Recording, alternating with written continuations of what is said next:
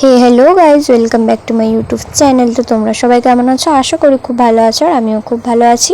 তো দেখো, আমাদের গাছ ভর্তি লেবু হয়েছে, আর আমরা চলে এসেছি লেবু পাড়ার জন্য। তো এই দেখো, টমি, মা আর আমি এসেছি লেবু পাড়ার জন্য। তো এই যে মা এখানে গেল, গিয়ে নিয়ে গাছ থেকে একটা লেবু পেড়ে নিল। আর নিজেদের গাছ থেকে না ফল পাড়তে খুব ভালোই লাগে। তো মায়ে যে এখানে একটা লেবু পেড়ে নিল। আর এই দেখো, আমাদের লঙ্কা গাছটা পুরো এদিকে ঝুঁকে গেছিল।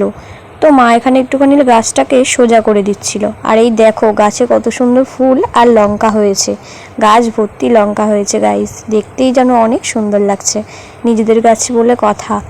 তো মা ওখানে চলে গেল ঘরের দিকে লেবুটাকে কাটার জন্য। আর এই দেখো, টমিও চলে এসেছে লেবু খাবে বলে। তো এই যে আমরা ঘরে চলে এসেছি। তারপরে মা এই যেখানে লেবুটাকে কেটে নিচ্ছিল। আর লেবুটা দেখো কত সুন্দর লাল টুসটুসে হয়েছে। আর আমাদের লেবুটা না হালকা টকটক, হালকা মিষ্টি মিষ্টি। এটাকে শুধুও খাওয়া যায়, আবার মাখলেও খুবই অসাধারণ লাগে।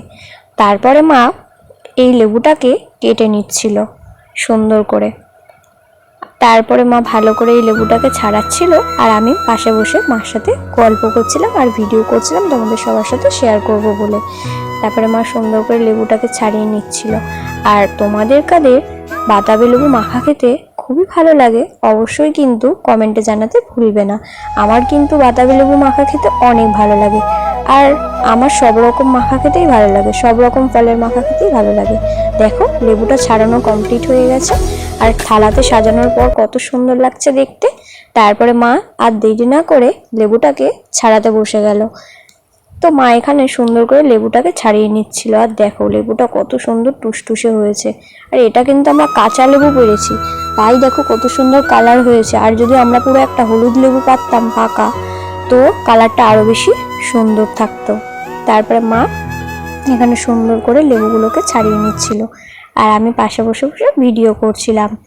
তো তোমরা সবাই অবশ্যই কমেন্টে জানিও যে তোমরা কোন জায়গা থেকে আমার ভিডিও দেখছো, আর তোমাদের নামটা কিন্তু অবশ্যই কমেন্টে জানিয়ে যেতে ভুলবে না।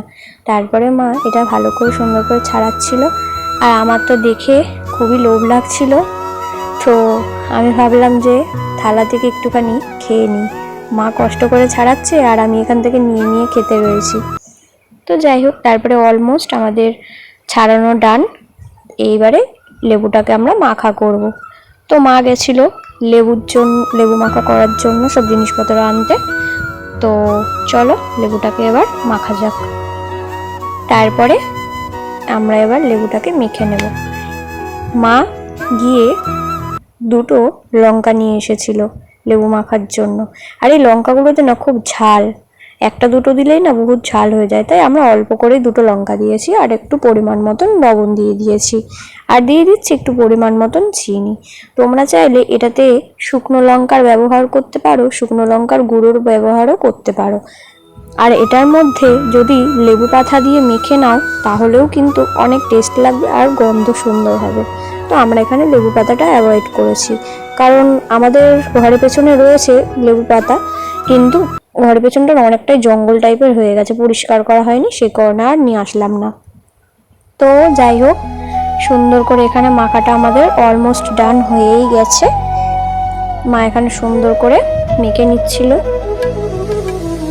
তারপর আমি তাড়াহুড়ো করে গিয়ে একটা প্লেট নিয়ে আসলাম। তো চলো এবার এটাকে সার্ভ করে নিই। তারপরে সুন্দর করে প্লেটের মধ্যে আমি সার্ভ করে নিয়েছি। আর দেখো, দেখেই যেন জিভ থেকে জাস্ট জল আসছে। আর আমি তো ভিডিওটা এডিটিং করতে গিয়ে আমার তো জাস্ট খেতে ইচ্ছা করছিল আবার। তো আজকের ভিডিওটা এই পর্যন্তই, দেখা হচ্ছে নতুন কোনো ভিডিওতে। ভিডিওটা যদি ভালো লেগে থাকে অবশ্যই লাইক, কমেন্ট, সাবস্ক্রাইব করে পাশে থাকবে। টাটা।